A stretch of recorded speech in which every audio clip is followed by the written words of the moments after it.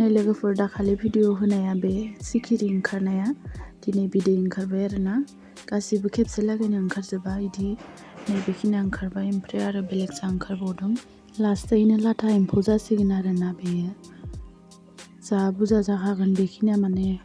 ओरैनो नुनायाव एसेल' बायदि नुदों दा ओमफ्राय देरब्लाथाय जा बुरजा नुगोन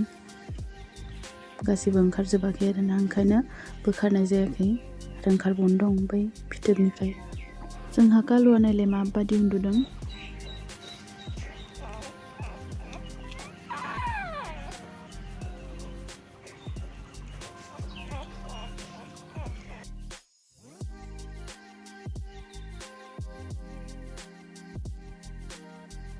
आंखौ इदि बामबाय थानाय नुनायखाय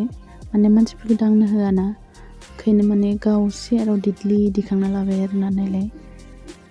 जिमान मानसि थायो इमान गाव लोगोआव लाफायो आरोना दांनो होआ रावखौबो इदि सेराव दिखांना लायो खुगाजों अरखांनानै